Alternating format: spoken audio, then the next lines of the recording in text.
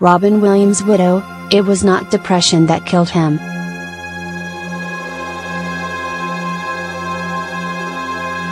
When comedian Robin Williams hanged himself in his California home in August 2014, the news of his death was met with incomprehension around the world.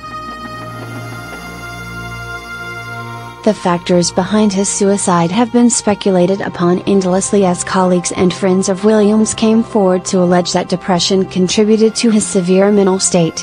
But on Tuesday, his widow Susan set the record straight. It was not depression that killed Robin, Susan told People magazine in one of her first interviews since losing her husband. Depression was one of, let's call it, 50 symptoms, and it was a small one. Instead, she argued that it was a debilitating brain disease called diffuse Lewy body dementia or dementia with Lewy bodies, DLB, that took hold of Williams, and probably led him to suicide. Frequently misdiagnosed, DLB is the second most common neurodegenerative dementia after Alzheimer's and causes fluctuations in mental status, hallucinations and impairment of motor function. Susan told People that the disease started to take hold of the actor in the last year before his death, with the symptoms worsening in the months before he took his own life. In her first television interview, she told how the Oscar-winning actor was just disintegrating physically and mentally in the months before his death. Williams, 63, had been diagnosed with Parkinson's disease 3 months before he died and had been showing symptoms including stiffness, slumping gait and confusion, she told ABC's Good Morning America.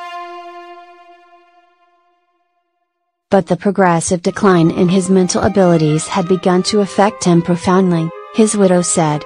In one incident, a miscalculation with a door left him with a self-inflicted head wound, she said.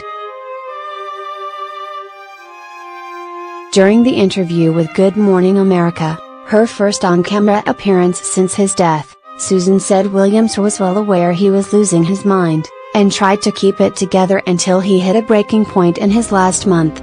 It was like the dam broke, she recalled. If Robin was lucky, he would have had maybe 3 years left, Susan added. And they would have been hard years.